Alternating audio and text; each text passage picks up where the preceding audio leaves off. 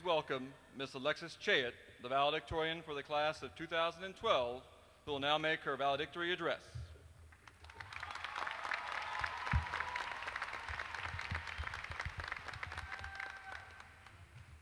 So my speech today is a little untraditional, I guess. It's actually in the form of a spoken word poem, an idea inspired by the O4-nators creative writing class.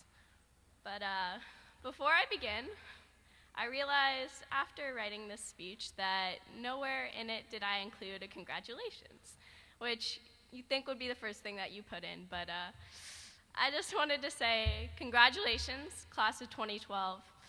You all will always be in my heart. Just pat the person next to you on the back who made it 4 years. Yep, pretty exciting? Yes, pat on the back. All right, well, so here it goes. Promise it's not all rhyming, promise you. This is for the teacher who told me that life will never stop trying to shove you into a box of expectations, and hands will always be there to reach out and pull you level with their misery. But you have to be stronger. This is for the mother, my mother, who spent many nights proofreading ABC book narrative entries and baking brownies for class potlucks, who would sacrifice anything just to see me smile.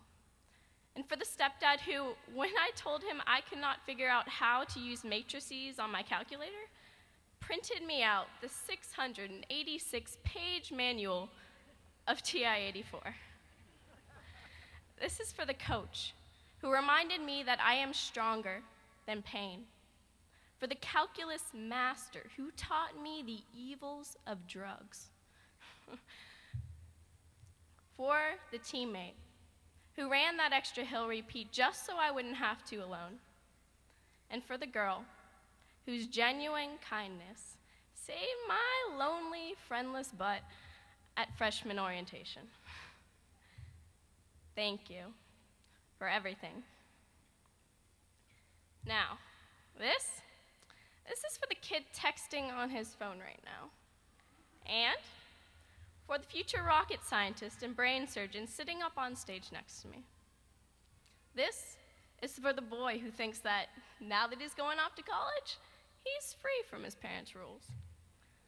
And for the sentimental daughter who knows she's going to be making some teary-eyed 11 o'clock phone calls to her sister in the fall. This is for the band camp survivor who lived through 12 hours of blood, sweat, and tears marching on the practice field each hot summer day.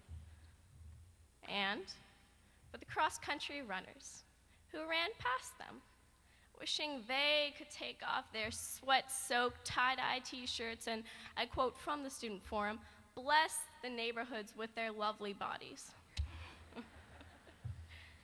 This is for the thespian prodigies who sacrificed a piece of their soul to make us cry with happiness.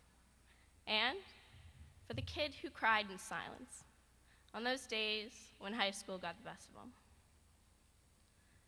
I have something to say. Now, I'm not much for cliche, nor do I convey exceptional optimism, but here it goes. The next president of the United States might not be sitting in this room. And I am not sure that the cure of cancer is a member of this class.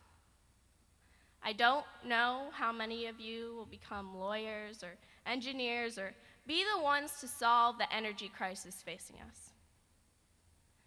But I do know that whatever we become, whatever we don't become, whatever we strive to become, we have an obligation. We are the kids of Loudoun County Public School Education, the kids of South Riding, Virginia, the kids who have grown up in white picket-fenced America, literally. You look down Unicorn Street lately? Yeah.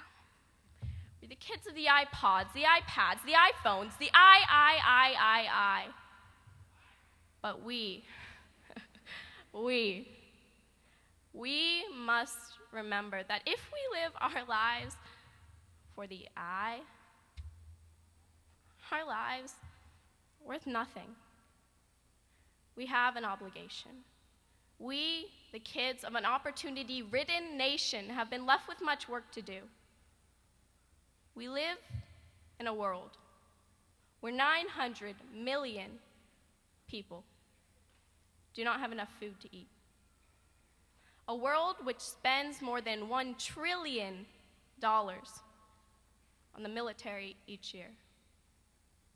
A world in which nearly 1 billion people were illiterate coming into the 21st century. A world where skin pigmentation still bars some people from true freedom, even though we pretend hasn't existed for decades.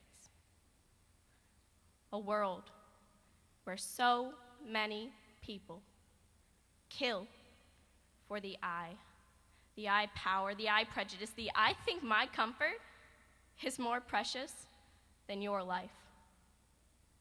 We have an obligation. We have an obligation, but we have already begun to fulfill it. This is for the two role models who created a soon-to-be national organization to promote positive self-image among young girls.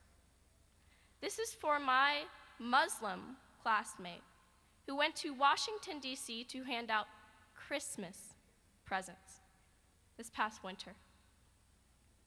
This is for the students who have spent their summers in Africa, in Nicaragua, and Haiti, who know very well that while we may be kids of a land most opportune within the land of opportunity, most are not. This is for a class which collected nearly 450 units of blood for Nova this past year, and for the girl who I saw in the aux gym every single time, despite the fact that she passed out every single time. I challenge you.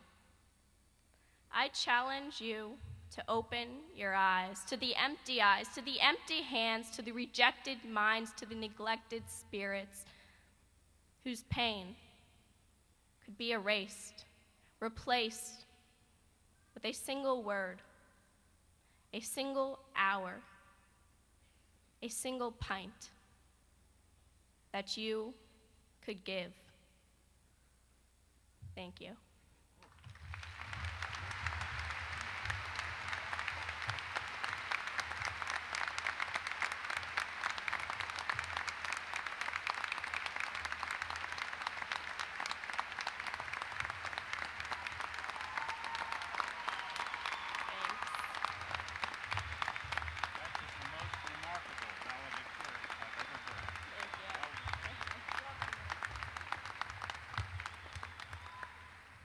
Thanks, guys.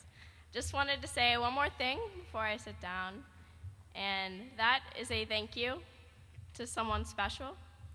As you all know, Miss Forrester will be retiring next year after she's the one who, first principal of Freedom High School, the one who founded all of this. So I just wanted to say thank you and give her a small token of appreciation for everything that she's done for Freedom High School in her years.